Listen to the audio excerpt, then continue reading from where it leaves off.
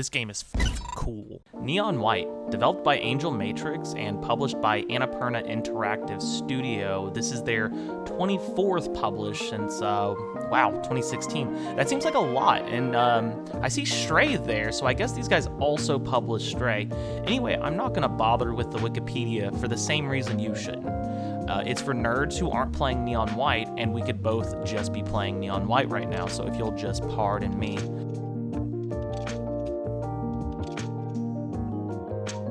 The goal of Neon White is simple. Kill all the bad guys on your way to the finish line. Your timed along the way and how quickly you get across the finish line determines what type of medal you receive. There's bronze, silver, gold, or diamond. There's a 5th secret medal that's called Ace Medals. They're red, and it's kind of like beating a developer's time. And getting one of those is probably the most severe dose of serotonin I've received since beating Melania and Elden Ring.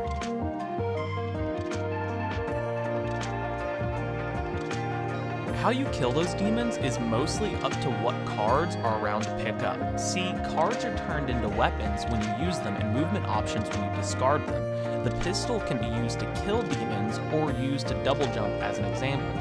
So what this ends up being is basically a puzzle game where you use your cards as weapons to kill all the enemies and then use the remainder as movement to help cross the finish line as quickly as possible.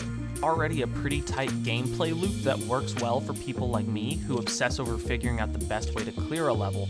However, by itself it struggles to keep people who simply want to finish the game from moving on after beating it once. There are a couple things that stop the player from just moving on though. There's Neon Rank, Gifts, and Insight. Neon Rank is a way of leveling up to take on harder areas, meaning you are hard blocked from progressing the story without first achieving a sufficient Neon Rank to move on. What this ultimately means for the just good enough players is that you'll have to get at least a gold time in a couple of levels before being allowed to keep going. Thankfully, this isn't a very difficult thing to accomplish, and most levels will just take a second try, assuming you didn't get gold the first time. Gifts are given to various characters in Neon White. They give you insight, which levels up your social link with them. This proceeds to unlock side quests, additional dialogue, and memories with the rest of the cast. Personally, I felt like getting the gifts was a fun part of the process. Most of them are hidden well and require an extra step or 3 to get to them. For the most part, the reward that follows finding a gift was actually less enjoyable when it was a dialogue or memory. Not to say I disliked the character or what they had to say, but I was definitely playing Neon White to play Neon White, and sitting through the backstory wasn't as enjoyable as the gameplay loop I was hooked on. The gifts are necessary to achieve the not-so-secret ending, so be prepared to look out for them on your second playthrough of the level if that's your bag, because you have to beat a level at least once to even find the gift in the first place. This ties into the game's insight system. Insight is not just for characters, it's for stages too. There are 4 stages to insight for each level.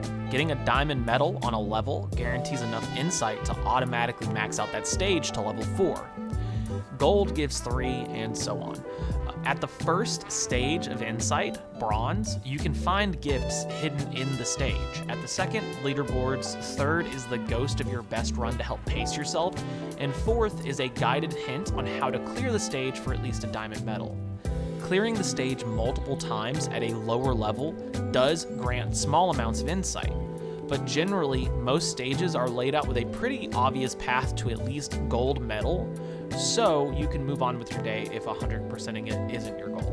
Ultimately, these 3 things are just meant to make the players invest themselves enough to replay levels. It effectively doubles up on available content with minimal effort. It's pretty inoffensive, all things considered, and the game doesn't really suffer for it, so I don't consider them a big deal, though I personally felt like the memories and dialogue drug out for too long, but that's its own can of worms, so let's get into it.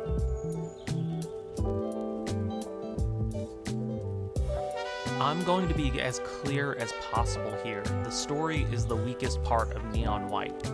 That's not to say that it was awful by any means, but it was generally boring, predictable overall, and really struggled to establish any sense of urgency that was demanded of it. I never felt like I wanted to play more because I was interested in what happens next. I only ever played more because I wanted to play the game. I ultimately felt like the story was just a passable yet enforced break from the fun parts of the game. This is obviously not a one-size-fits-all scenario, though. I'm just generally difficult to please when it comes to a story, so it could be really satisfying for some people. All I know is I wasn't sold on it at all. This also applies to the characters. Their personalities were all passable in a sort of stereotypical way that can only be explained as a conventional ragtag group of misfits.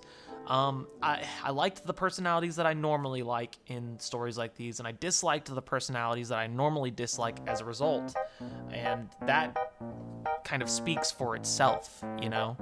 It wasn't really interesting to me. None of them were, really. Now, overall, I would say this game is worth playing. I mostly just enjoyed making a video essay again, because it's been a super long time since I've done any editing at all, and I was obsessed enough with Neon White to actually get it done. If I had to put numbers to it, I'd say the story was about a 6 out of 10. The gameplay, definitely a 9 out of 10. Very close to perfect in my mind.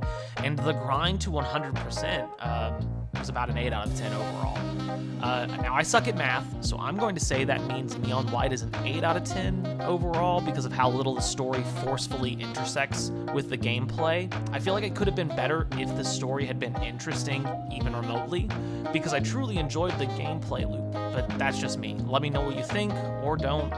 Subscribe, or don't. Leave a like, or don't. I'm just gonna go play more games. You take it easy. Not bad for a dead guy, huh?